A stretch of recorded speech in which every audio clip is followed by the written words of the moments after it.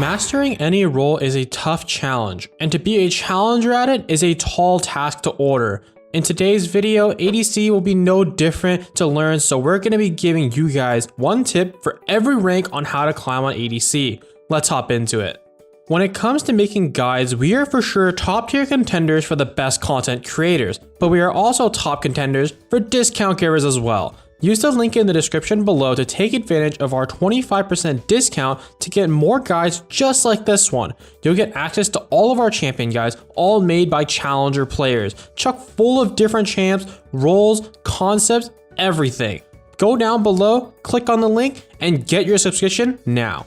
Our first ranked tier will be the Iron tier. And for this first tip, it'll be something that is really simple. Just find a champion you like. There is no point in learning a role if you do not enjoy any of its champions. So let's start here. If you want to start off with an ADC on your ADC adventure, then you want to start off by finding someone who works for you. Whether it be their lore, their playstyle, or character appearance that draws you in. Play who you think is cool.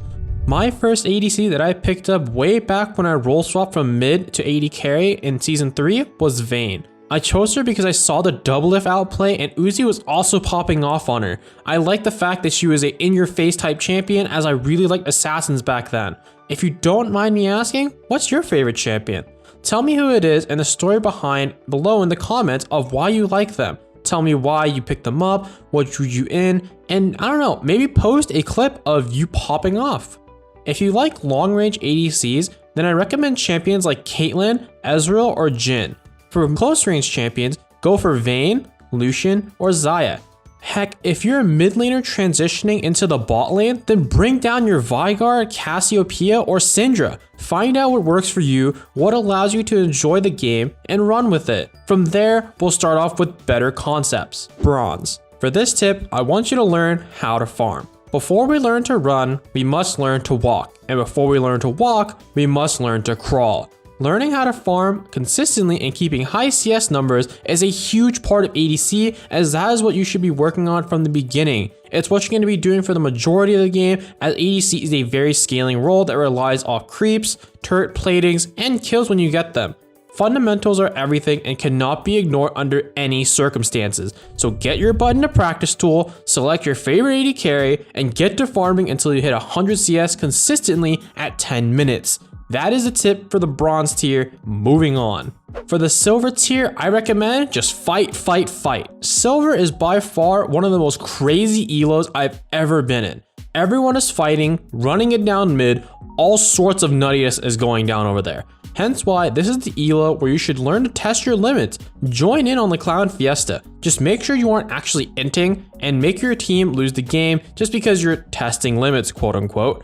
Fighting constantly is how you improve your mechanics. Macro can be taught and ingrained into someone's mind of showing them how to be on the map, where to move, what they should do, but hand movement for mechanics can't really be taught. You have to work on them until you have a mastery in these skills. It takes a lot of time, but if you want to be that good player, you have to work hard so you can play hard. In gold, it's all about learning champion matchups. Things calm down a bit in gold from the craziness in silver, so take this chance to learn champion matchups. There are tons of sites that tell you which champs counter this champ and why, and how to do it, such as the guides in our website. Wink wink, nudge nudge. You know what I'm saying. No, but seriously, this is where your brain has to come into play and you gotta understand how to win your lane in draft before entering the game. You don't want to just blind pick Vayne and get absolutely destroyed by a Caitlyn or Draven or any other lane bully. You want to know what you're picking it into and why it's good. A few common counter picks would be things such as Ashe into Caitlyn, Kai'Sa into Ezreal, Lucian into Xayah, or even Draven into Vayne. God, I hate Draven into Vayne. It's just not fun. So understand your counter matchups and learn when to pick them, so you know how to win the lane before the game even starts. If you have that advantage on just your champion, then oh my god, you already just can win lane just by existing, because you know that your champ is better than theirs, you know how to do it, and you have to force those advantages and those concepts on how to win your lane. Platinum, you have to learn how to manipulate waves. Manipulating waves is one of the hardest concepts to learn because there are so many variables. Did you know that there are no constant results on how the first wave will interact? No, seriously. Sometimes the first wave will shove into red side first, or sometimes it'll shove into blue side first, with no pattern on how it works. If there's no outside interference, such as another champion hitting it to last hit, there is really no way to count that. I don't know why Riot has this, but it's what they have. But that fun fact aside, to properly set up a freeze, you want about 4 extra minions on the enemy side, preferably 3 casters and 1 melee to push into you, and that helps you set up a freeze while you last hit. For a slow push, you want to have 2 or more creeps than the enemy and last hit every single creep that slowly ramps up your side of the wave so that you can crash it with about 2 to 3 minion waves all stacked up. For more wave manipulation guys, then check out our site for a full-blown guide on how to properly manipulate waves. Examples of when you should want to freeze is when you are in a bad matchup and you want to keep them outside of your turret range, but just close enough where you can farm and not get dove. These are good for champions like Vayne, champions like Xayah. You want to have the wave shove into you, and these are also really good concepts against champions who have no mobility. If the enemy bot lane does not have any mobility, try to set up a freeze as much as possible and call your jungler to come take them out and be like, oh hey guys, they're constantly pushing. We can punish this so easily. For champions such as Caitlyn and Jhin, you always want to have shove as you are a lane bully with your big range and you want to auto them as much as possible while taking the least amount of trade back, and that includes the minion damage. If you are always shoving, then you will almost always have a lot of minions over theirs, and that means there's less minions to auto attack you. You always want to go for that first turret as Caitlyn, which is why every Caitlyn player thinks they're so good. They mindlessly press Q on the wave, they put the traps under the turret, and they just win lane with a 30 CS advantage, and like, oh my god, I am the greatest Caitlyn player alive, I am Saber. When in reality, that's how you should play your lane, and that's the way it should be. Moving on to Diamond, oh boy, you have to learn how to keep cool. In Diamond, this is the big leagues. This is where you meet all types of players, from the constant flamers, the AFKs, the people who are genuinely trying their best to win, the people who don't type at all, the people who type too much, and of course, the people who are actually boosted to this ELO.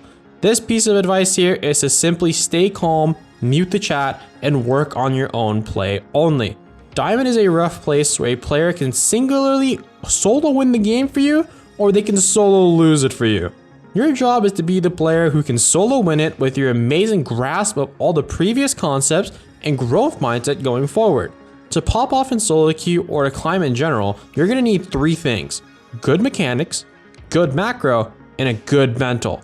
Most players only have 2 of the 3 things, and sometimes they're not that good at mental. Most of the time actually, they're not that good at mental. Be the player who obtains all 3 and move on to the higher ELOs. Even with autofills, just power through it and focus only on your own play to get better. There's a video I have on our site about how to play with an autofill as a support that I highly recommend you guys check out if you do get a subscription.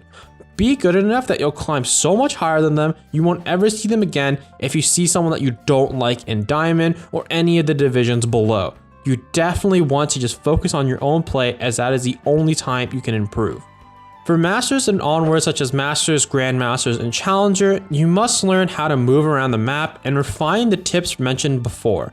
At this high of an ELO, you cannot afford to make big mistakes such as missing 2 waves because of a death or a bad recall. You must constantly be thinking about where you should be, how to constantly get gold incoming into you, and a basic macro rotation for a bot lane is after taking your lane turret, you want to swap with your top laner to take down the top turret plates unless there is a dragon spawning soon.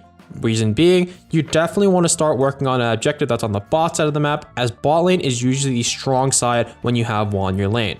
And after taking down top turret, you are most likely going to be spending majority of the game mid lane, as mid is the safest lane for an AD carry to be. You also have a lot of responsibility because it is a short lane and you're responsible for keeping the mid lane priority.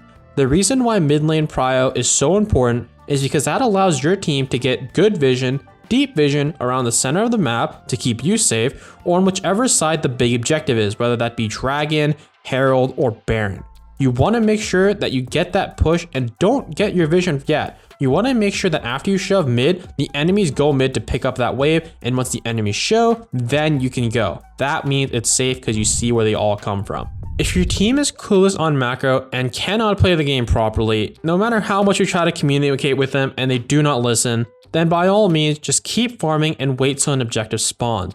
Go to a lane where there's not another laner and you want to just keep the gold income flowing into you. You want to keep farming, you want to have that 10 CS per minute like you see in pro play, and you never want to let go of that. The only time you should not be farming is when an objective is spawning or when there's no one on the map. Other than those two instances, always keep trying to farm, always keep trying to push your lead and make sure that you are scaling throughout the game. And that's how you climb from there on ADC. In high elo, it's all about who makes less mistakes than the other, and the one who can make the better play will climb. Keep practicing and you will climb high, my friends. I believe in each and every one of you that you will rewatch this video and you guys will understand all these concepts, understand all these champions, and you'll be a great AD carry. I just believe in you guys. If you're looking for more in-depth guides just like this one, then as I said earlier, hop down in the description below and get yourself that 25% discount onto our site and get yourself a subscription. You'll get a lot of AD carry commentary made by yours truly to get either better on Vayne, which is my main champion. I have tons of videos on her, Lucian, Caitlyn, Jhin, Ezreal, you name it, I got it. If we don't have it, leave a comment below or make a request. At me on Twitter or email the website, and I will get to work on giving you a champion guide that you want to see. Thank you all for watching, and I hope that you guys will learn a lot from this video and take it into your future ADC games. I appreciate you guys.